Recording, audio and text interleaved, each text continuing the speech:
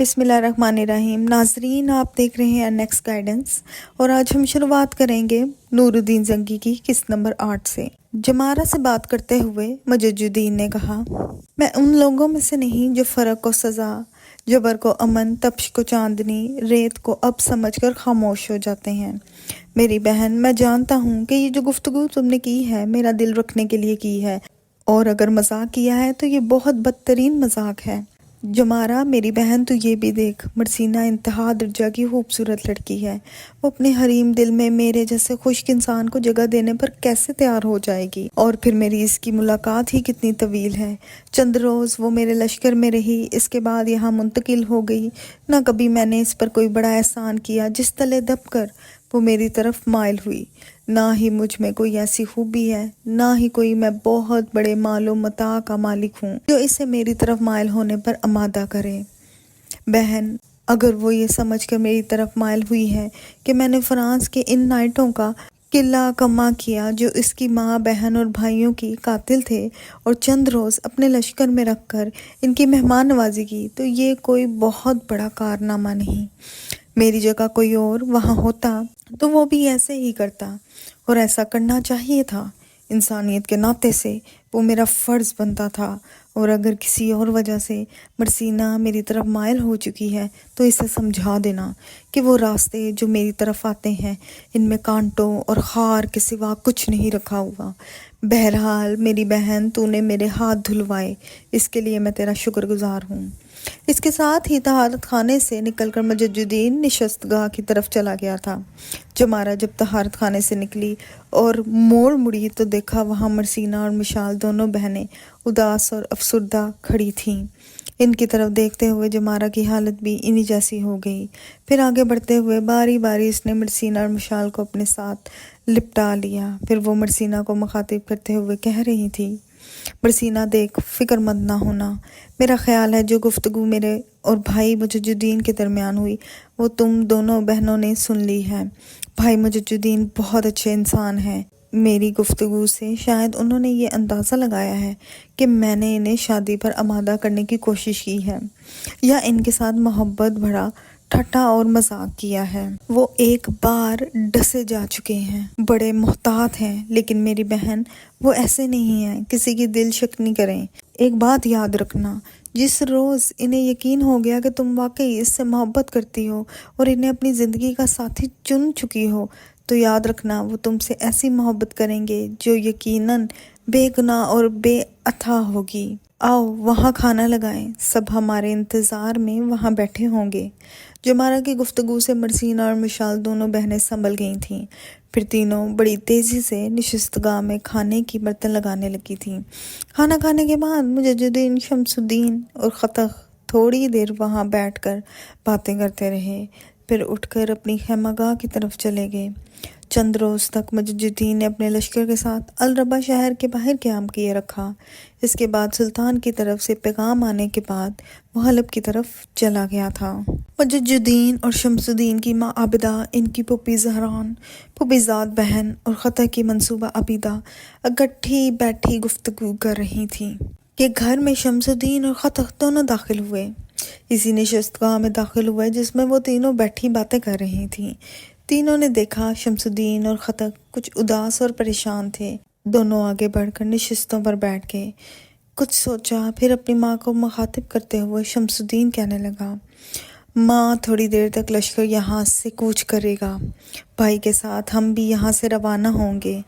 ماں، ہم دونوں بھائیوں کی آپ سے گزارش ہے کہ یا یوں جانیں ایک ایسا کام ہے جو آپ کے سوا کوئی نہیں کر سکتا۔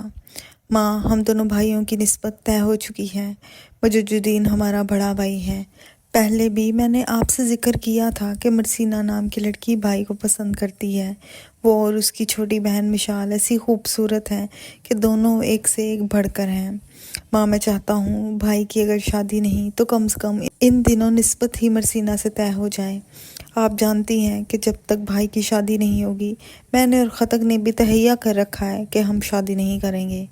ماں، ہم بھائی سے پہلے اس لیے گھر آئے ہیں کہ اس موضوع پر ان کی آمد سے پہلے آپ سے بات کریں۔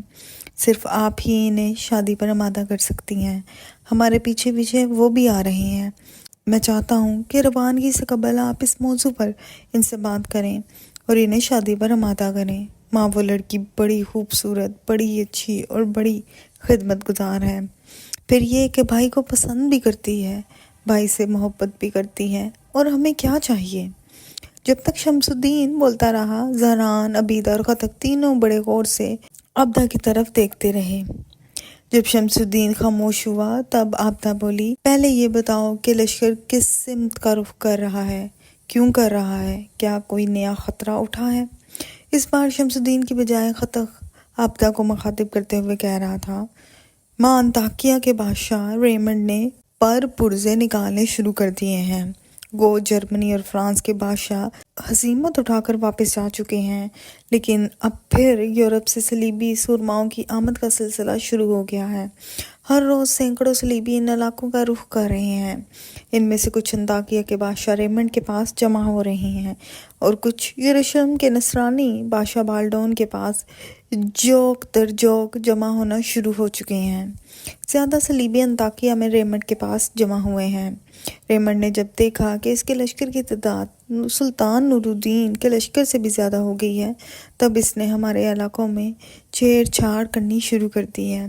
ہمارے وقائے نگار نے اطلاع کر دی ہے کہ ریمنڈ ایک بہت بڑے لشکر کے ساتھ ہماری سرحدوں پر آیا ہے اور ہمارے علاقوں میں شب خون مارنے کا سلسلہ شروع کر دیا ہے۔ دراصل وہ ہمارے ساتھ جنگ کرنے پر آمادہ ہے۔ اس کی سرکوبی کے لیے ماں، لشکر تھوڑی دیر بعد یہاں سے کوچ کرے گا۔ میں چاہتا ہوں کوچ کرنے سے کم آپ اس موضوع پر بھائی سے بات تو کریں۔ خطک کی اس گفتگو کا جواب عابدہ دینا ہی چاہتی تھی کہ عبیدہ نے مجد الدین کو آتے صحن میں دیکھ لیا تھا، لہٰذا سرگوشی کے انداز میں کہنے لگی، بھائی آ رہے ہیں۔ سب خاموش ہو گئے۔ پھر ایک دم بات کا رخ بدلتے ہوئے بلند آواز میں عبیدہ بول پڑی۔ اس نے شمس کو مخاطب کیا تھا، شمس الدین میرے بھائی، روانگی سے قبل کسی چیز کی ضرورت ہو تو بتا دیں، میں تیار کر دوں۔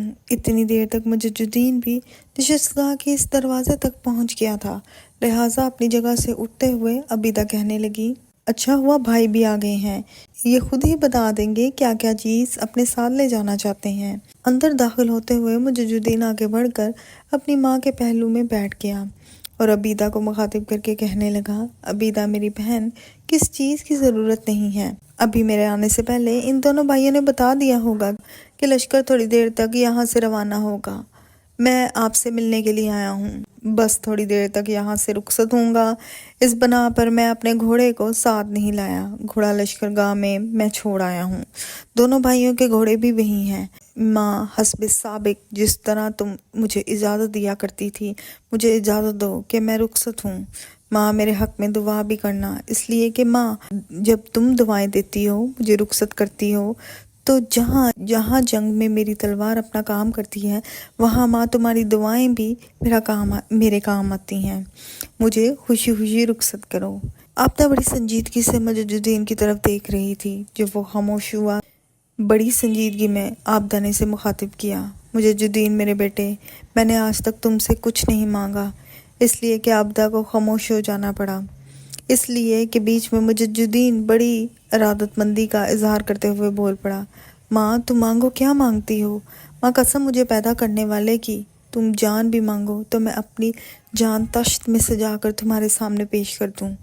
عابدہ نے تڑپ کر اپنا ہاتھ مجد الدین کے منہ پر رکھ دیا، کہنے لگی، بیٹے ایسی بری باتیں نہیں کرتے بچے، میں تیری بہتری چاہتی ہوں۔ میری خواہش ہے اس گھر میں تیرے بچے کھیلیں، پھول کی طرح کھیلیں، شور کریں، اور میں ان کے درمیان بیٹھ کر اپنے مستقبل کی درخشندگی دیکھ سکوں۔ مجد الدین سنجیدہ ہو گیا، کچھ سوچا، پھر اپنے ہونٹوں پر زبان پھیرتے ہوئے کہنے لگا، ماں اگر یہ بات ہے تو شمس الدین اور خطک کی شادی کر دیتے ہیں، پھر دیکھیں صحن میں بچے کھیلیں گے، آپ بھی خوش ہوں گی، اس کے بچوں کو دیکھ کر میں بھی خوش ہوتا رہوں گا۔ عابدہ نے اس موقع پر تیز نگاہوں سے مجد الدین کو گھورا، اور تم؟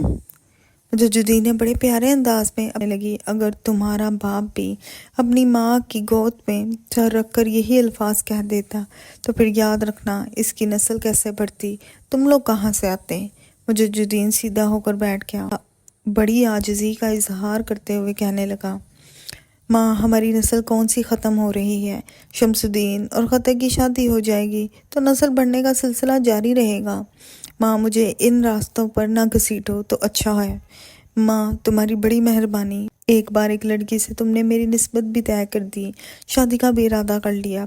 اب بدقسمتی سے میرے نصیب میں نہ تھی تو اس میں تمہارا کیا قصور؟ بس یوں جانو میرے سلسلے میں تم اپنا فرض ادا کر چکی ہو، اب شمس الدین اور خطا کا فرض ادا کرنا۔ پہلے ان دونوں کا معاملہ اپنی تکمیل کو پہنچے گا۔ عابدہ کے چہرے پر ناپسندیدگی کے آثار نمودار ہوئے تھے۔ کچھ سوچا پھر کہنے لگی، مجد الدین تم میرے بڑے بیٹے ہو، سب سے زیادہ مجھے عزیز ہو۔ میں اس بات کو تسلیم کرتی ہوں کہ شمس الدین اور خطا کو جو عزت و وقار ہے وہ بھی تمہاری ہی جد و جہد کا مرہون منت ہے۔ مگر بیٹے ایک بات یاد رکھنا، میں جس قدر تم سے زیادہ محبت کرتی ہوں اس سے کہیں زیادہ تمہارے معاملے میں انتہا پسند بھی ہو جاؤں گی۔ سب لوگ اس بات کو تسلیم کرتے ہیں کہ شمس الدین اور خطک کی نسبت میں تمہیں زیادہ چاہتی ہوں، اور ایسا تمہاری اپنی شخصیت کی وجہ سے ہے، تمہارے اپنے کردار کے باعث ہے۔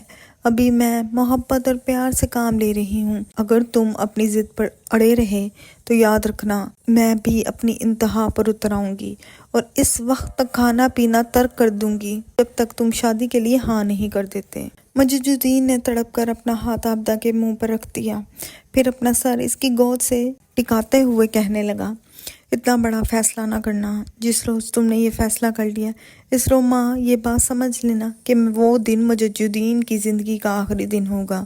ماں میں اپنے آپ کو دشواریوں کٹھنائیوں میں دیکھ سکتا ہوں، لیکن میں یہ کسی صورت برداشت نہیں کروں گا کہ میری ماں بھوکی پیاسی تڑپتی رہے۔ نہیں، ہرگز نہیں، ماں کو بھوکا پیاسا نہیں دیکھ سکتے، تو پھر ماں کی بات ماننا ہوگی، حکمانہ سے انداز میں عابدہ نے کہا۔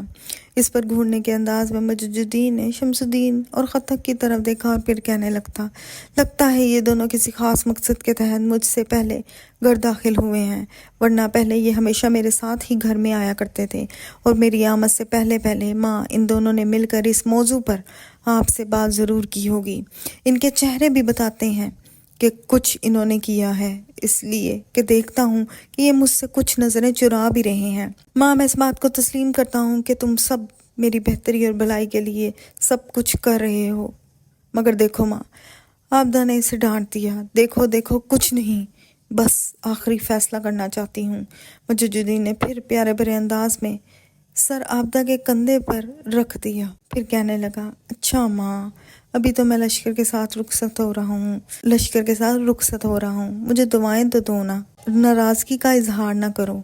میں تمہارے ساتھ وعدہ کرتا ہوں کہ جنگ سے لوٹنے کے بعد اس موضوع پر بات کریں گے۔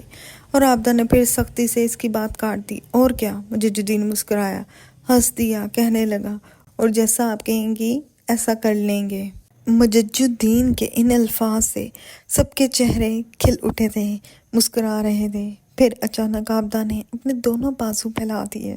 مجد الدین بھی شاید سمجھ گیا تھا، اپنی ماں کے گلے لگ گیا۔ عابدہ نے اس کا سر، اس کی پیشانی چومی، پھر اپنے دونوں ہاتھوں میں اس کا چہرہ لے لیا، اور جب وہ مجد الدین سے کچھ کہنے لگی تو مجد الدین نے دیکھا کہ اس کی ماں کی آنکھوں سے آنسو کی جھڑی لگ گئی تھی۔ مجد الدین تڑپ کر علیحدہ ہو گیا اور پوچھا، تم رو رہی ہو ماں؟ اس موقع پر عابدہ سسک پڑی تھی۔ اس کی یہ حالت زہران اور عابدہ برداشت نہ کر سکی۔ سب سے پہلے بھاگتی ہوئی عابدہ اٹھی، عابدہ کو اپنے ساتھ لپٹا لیا۔ اتنی دیر تک زہران بھی پہنچ گئی، اس نے بھی عابدہ کا سر اپنے کندھے پر رکھا، پھر عجیب سا سما بن گیا۔ زہران رونے لگ گئی تھی۔ عابدہ کے شانے پر سر رکھ کر سسکیاں اور ہچکیاں لے رہی تھی۔ شمس الدین اور خطک اداس گمسم بیٹھے تھے۔ اس موقع پر مجد الدین اپنی جگہ سے اٹھا، اس کی اپنی آنکھیں بھی نم ہو چکی تھی۔ بڑے پیار سے اس نے زہران اور عابدہ کو علیحدہ کیا، پھر اپنے ماں کے سامنے ننگے فرش پر بیٹھ گیا، اپنے دونوں ہاتھ اس کے سامنے جوڑ دیے اور کہنے لگا، ماں تم روئی ہو، اس کا مطلب ہے تم نے میرے کسی فعل کو ناپسند کیا ہے۔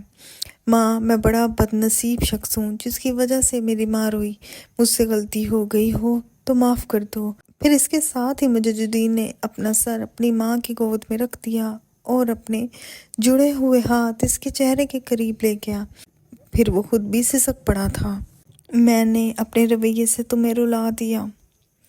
عابدہ نے مسکراتے ہوئے اس کے دونوں جڑے ہوئے ہاتھ علیحدہ کیے، اس کا سر اوپر کرتے ہوئے اس کی پیشانی پر بوسہ دیا، پھر کہنے لگی، بیٹے یہ زہران اور عبیدہ خام خواہ جذباتی ہو گئی ہیں۔